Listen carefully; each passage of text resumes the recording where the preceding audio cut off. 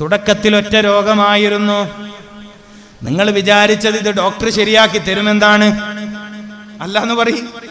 നിങ്ങളിൽ പലർക്കും തുടക്കത്തിൽ ഒരു രോഗമായിരുന്നു. നിങ്ങളുടെ വിശ്വാസം ഡോക്ടർ ശരിപ്പെടുത്തുമെന്നായിരുന്നു. എന്നിട്ടോ 5 കൊല്ലത്തോളം അയാളുടെ പിറകെ കൂടി ഇപ്പൊ എത്ര സൂക്കേട്? അത്രയൊന്നുമില്ല, ഒരു 9ഓളം സൂക്കേടായി ഉണ്ട്. നിങ്ങൾ എണ്ണിക്കോളൂ. രോഗം തുടങ്ങിയ കാലഘട്ടം ഓർമ്മിച്ചു കൊള്ളുക. ഷുഗറായിരുന്നു തുടക്കം. എന്തോ ഒരു വിഷയം വന്നിട്ട് ഭയങ്കര മൂത്രമൊഴിച്ചുകൊണ്ടിരിക്കുക, തൊണ്ട ഇങ്ങനെ വറ്റി വരളുക, വല്ലാത്തൊരു വെപ്രാളം. അവസാനം ഡോക്ടറെ കാണിച്ചപ്പോൾ ഒന്ന് ഷുഗർ നോക്കിക്കാളി എന്ന് പറഞ്ഞു. നോക്കുമ്പോഴത്തേക്ക് 450 കഴിഞ്ഞു. 450 കഴിഞ്ഞു. നല്ല ഡോക്ടറാണെങ്കിൽ എന്ത് പറയും?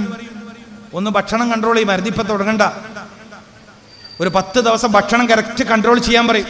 നല്ലൊരു മനുഷ്യപ്പറ്റുള്ള ഡോക്ടറാണെങ്കിൽ. കുറച്ച് കച്ചവട താല്പര്യമുള്ള ആളാണെങ്കിലോ ഇനി ഒരല്പം പോലും വിധിച്ചൂടാ, പെട്ടെന്ന് ഇൻസുലിൻ വെക്കണം. ചില സമയത്ത് അത് പറയേണ്ടി വരും, ചില നിർണായക ഘട്ടത്തിൽ അത് പറയേണ്ടി വരും. അവിടുന്ന് മരുന്ന് തുടങ്ങിയതാണ്. ഒരു 5-6 കൊല്ലം കഴിഞ്ഞപ്പോൾ കിതപ്പ് വരാൻ തുടങ്ങി, കൈകാലുകളിൽ തെരിപ്പ് വരാൻ തുടങ്ങി. ഗുളികയിൽ തുടങ്ങിയത് ഇൻസുലിനിലേക്ക് എത്തി. ഇൻസുലിൻ 5, 10 12 തുടങ്ങിയത് 30 ഒക്കെ അടിക്കാൻ തുടങ്ങി. രാവിലെ 30, ഉച്ചക്ക് 35, രാത്രി 25. മാറ്റമൊന്നുമില്ല. ഓരോ തവണ കുത്തിക്കയറുന്നതിനനുസരിച്ചും ഈ ശരീരത്തിൽ മരവിപ്പ് വരാൻ തുടങ്ങി, കല്ലിപ്പ് വരാൻ തുടങ്ങി, രക്തോട്ടം കുറയാൻ തുടങ്ങി, ഹാർട്ടിന്റെ പിടിപ്പ് കുറയാൻ തുടങ്ങി, കിഡ്നിയുടെ പ്രവർത്തനം താറുമാറാവാൻ തുടങ്ങി.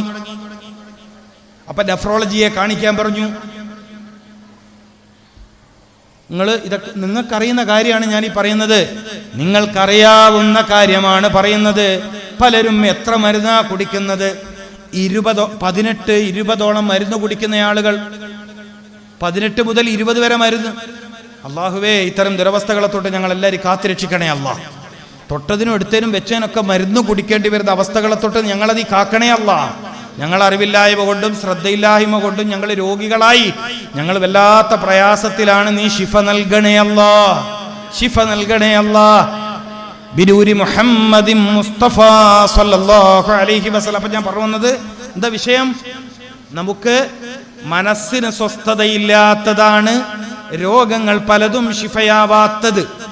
മനസ്സിന് സ്വസ്ഥതയില്ലാതാവാൻ കാരണം എൻ്റെ എല്ലാ കാര്യവും ഞാൻ തന്നെയാണ് ചെയ്യുന്നത് എന്ന തോന്നലാണ്.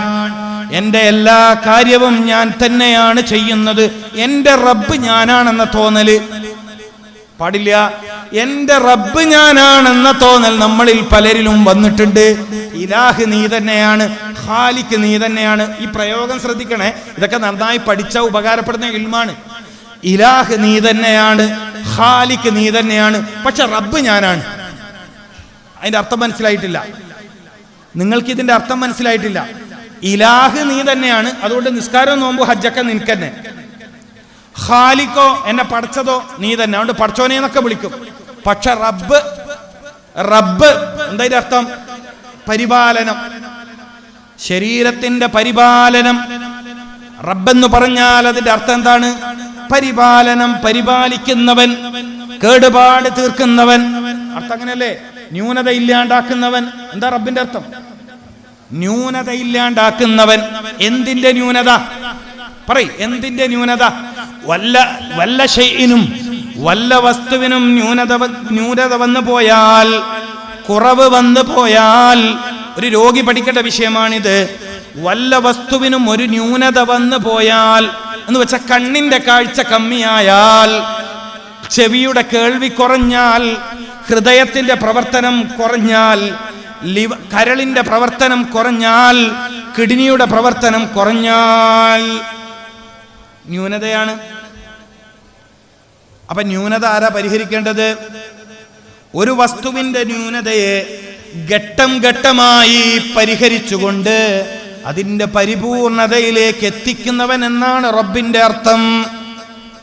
റബ്ബ് എന്നതിന്റെ അപ്പൊ ഒരു രോഗി അള്ളാഹനെ എന്താ വിളിക്കേണ്ടത്? യാ അല്ലാന്ന് വിളിക്കണോ, യാ റബ്ബി എന്ന് വിളിക്കണോ? യാ റബ്ബന, യാ റബ്ബി എന്ന് വിളിക്കണം. ഒരു രോഗി അല്ലാഹുവിനെ ഏറ്റവും കൂടുതൽ വിളിക്കേണ്ടത് റബ്ബനാ. ആ രൂപത്തിലാണ് അന്ത റബ്ബീ അന്ത റബ്ബീ എന്ന രൂപത്തിലാണ് അല്ലാഹനെ വിളിക്കേണ്ടത്. നീയാണ് എൻ്റെ പരിപാലകൻ, നീയാണ് എൻ്റെ പരിപാലകൻ എന്ന് വെച്ചതിന്റെ അർത്ഥം എൻ്റെ ശരീരത്തിൽ ഇപ്പോഴുള്ള ന്യൂനതകളെ പരിഹരിക്കുകയും അതിനെ പൂർണ്ണസ്തുതിയിലേക്ക് മടക്കിക്കൊണ്ടുവരികയും ചെയ്യുന്നവൻ നീയാണ്. അന്ത റബ്ബീ വഅന അബ്ദുക, അന്ത റബ്ബീ വഅന അബ്ദുക. ഈ ബോധം ഒരു മനുഷ്യനിൽ വന്നാൽ അയാളുടെ രോഗം ശിഫയാവാൻ എളുപ്പമാണ്. രോഗം ശിഫയാവാൻ എളുപ്പമാകുന്ന ഒരു വഴിയാണ് പറഞ്ഞത്. അന്ത റബ്ബീ വഅന അബ്ദുക, ഞാൻ നിന്റെ അടിമയാണ്, നീ എൻ്റെ രക്ഷിതാവാൻ എന്ന് വെച്ചാൽ അതിന്റെ അർത്ഥം എന്താ? അതിന്റെ അർത്ഥം എന്താണ്? എൻ്റെ ശരീരത്തിന് പിടികൂടിയ പ്രയാസത്തെ ഘട്ടം ഘട്ടമായി നീക്കിത്തരുന്നവൻ നീയാണ്. അള്ളാഹു അങ്ങനെ ചിന്തിക്കാൻ നമുക്ക് തൗഫീക്ക് തരട്ടെ. അള്ളാഹു അങ്ങനെ ചിന്തിക്കാൻ നമുക്ക് തൗഫീക്ക് നൽകട്ടെ. രോഗം മാറുമോ എന്ന ബേജാർ എന്തുകൊണ്ടാ വരുന്നത്? നമ്മൾ ഇന്ന് കൂടുതലും ചർച്ച ചെയ്യുന്ന ബേജാറിനെ കുറിച്ചാണല്ലോ. ബേജാറ് കൂടുന്നതാണല്ലോ പലർക്കും രോഗം ശിഫയാവാൻ വൈകുന്നത്.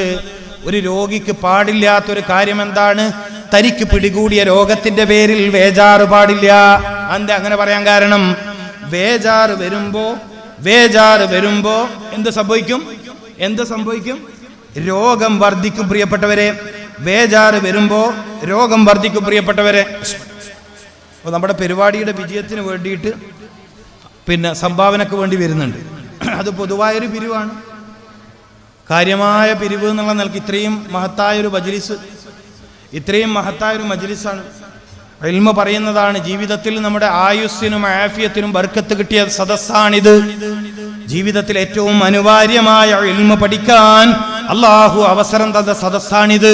അപ്പൊ ഈ സദസ്സിനെ പരിഗണിക്കണം, ഈ സദസ്സിനെ ബഹുമാനിക്കണം, ഈ സദസ്സിനോട് സ്നേഹമുണ്ടാവണം, ഈ സദസ്സിനോട് ഇഷ്ടമുണ്ടാവണം, ഈ സദസ്സിനെ മാനിക്കുന്നതിന്റെ ഭാഗമായിട്ട് ഇതിന്റെ വിജയത്തിന് വേണ്ടി ചെറിയൊരു സംഭാവന, അവരങ്ങനെയാ പറയാ, ചെറിയൊരു സംഭാവന എന്നാ പറയാ, നമുക്ക് മനസ്സിന് സംതൃപ്തമാകുന്ന രൂപത്തിൽ അതിലെല്ലാവരും ഹദിയ കൊടുക്കണം. അള്ളാഹു ബർക്കത്ത് ചെയ്യട്ടെ. മുബാറക്കായ ഷഅബാ മാസത്തിൽ അള്ളാഹു നമ്മൾ ചെയ്യുന്ന എല്ലാ കാര്യത്തിലും അള്ളാഹു ബർക്കത്ത് പ്രദാനം ചെയ്യട്ടെ. അള്ളാഹുവേ ഞങ്ങളുടെ ഈമാനിലും ഇൽമിലും ആഫിയത്തിലും ഞങ്ങളുടെ കച്ചവടത്തിലും ഞങ്ങളുടെ യാത്രയിലും വീട്ടിലും മസ്ജിദിലും മദ്രസയിലും സർവ്വ മുആമലാത്തിലും നീ ബർക്കത്ത് ചൊരിയണേ അല്ലാ. ഈ സദസ്സിന്റെ ആമീൻ പരിഗണിച്ച് ബർക്കത്ത് ചെയ്യണേ അല്ലാ. അള്ളാഹുവേ നിന്റെ ഈ ഉമ്മത്തിന്റെ ഇസ്സത്തിന് വേണ്ടി ഹബീബായ റസൂലുള്ളാഹി സ്വല്ലല്ലാഹു അലൈഹി വസല്ലമ തങ്ങളുടെ പേരും പെരുമയും സൃഷ്ടിക്കുന്നതിനു വേണ്ടി ഞങ്ങൾ തുടങ്ങി വെച്ച സംരംഭങ്ങളെ നീ വിജയിപ്പിക്കണേ അല്ലാ. നീ നിലനിർത്തണേ അല്ലാ. നീ ഉത്തരം നീ അതിനെ വളർത്തിത്തരണേ തമ്പുരാനെ. ഫിത്തര ഫസാദുകളിൽ നിന്ന്, ഷർറുകളിൽ നിന്ന്, ഹസദിൽ നിന്ന്, സിഹറിൽ നിന്ന്, കണ്ണിൽ നിന്ന് നീ ആ സംരംഭങ്ങളെ നീ കാത്തു രക്ഷിക്കണേ അല്ലാ. ഇത്രയും മോമിനിങ്ങളുടെ ആമീൻ നീ സ്വീകരിക്കണേ തമ്പുരാനെ. ബിജാഹി മുഹമ്മദിൻ മുസ്തഫ. എന്താ പറഞ്ഞത്? മനസ്സമാധാനമാണ് രോഗശാന്തിക്ക് ഏറ്റവും പ്രധാനമായി വേണ്ടത്. രോഗിക്ക് പാടില്ലാത്തൊരു കാര്യം ബേജാറാണ്. ബേജാറുണ്ടാകുമ്പോൾ രോഗം വർദ്ധിക്കും പ്രിയപ്പെട്ടവരെ. രോഗം വർദ്ധിക്കാൻ കാരണമാകും മനസ്സിന്റെ സമാധാനം നഷ്ടപ്പെടുമ്പോ. അതുകൊണ്ട് വീട്ടിൽ രോഗികളായ മനുഷ്യന്മാരെ നിങ്ങൾ ബേജാറിലാക്കരുത്. രോഗം പിടികൂടിയ ആളുകളെ എപ്പോഴും സന്തോഷിപ്പിക്കണം. അതുകൊണ്ടല്ലേ രോഗികളെ സന്ദർശിക്കൽ സുന്നത്താണെന്ന് മുഹമ്മദുർ റസൂൽ. ഒരു സത്യവിശ്വാസിയുടെ 6 ബാധ്യതകൾ പറഞ്ഞപ്പോ, 6 ഹക്കുകൾ എണ്ണി പറഞ്ഞപ്പോ രോഗികളെ സന്ദർശിക്കാൻ പറഞ്ഞത് ഇതിന്റെ പേരിലാണ്. രോഗിക്ക് സന്തോഷം നൽകുക എന്നതാണ് കാരണം. രോഗിക്ക് സന്തോഷം നൽകണം, അയാൾക്ക് സമാധാനം നൽകണം, അയാളുടെ കരം പിടിച്ച് തടവണം. അസ്അലുല്ലാഹൽ അലീം റബ്ബിൽ അർശിൽ അലീം. ഒരു രോഗിന്റെ കൈപിടിച്ച് ചൊല്ലേണ്ട ദിക്ർ ഹബീബായ റസൂൽ സല്ലല്ലാഹു അലൈഹി വസല്ലമ തങ്ങൾ എന്തിനാ പഠിപ്പിച്ചത്? രോഗിക്ക് സമാധാനം കിട്ടാൻ. രോഗിന്റെ വലത് കൈയിന്റെ ഇവിടെയാണ് തടവി കൊടുക്കേണ്ടത്. ഇവിടെ ശ്രദ്ധിക്ക്, ഇതൊക്കെ പഠിക്കേണ്ട കാര്യമാണ്. വെറുതെ ഓറഞ്ചും വാങ്ങി വർത്താനം പറഞ്ഞ് രോഗിനെ പേടിപ്പിച്ച് വരരുത്. മനസ്സിലായില്ലേ? രോഗിനെ കാണാൻ പോവും, നല്ല കാര്യമാണ്, സുന്നത്തായ കാര്യമാണ്.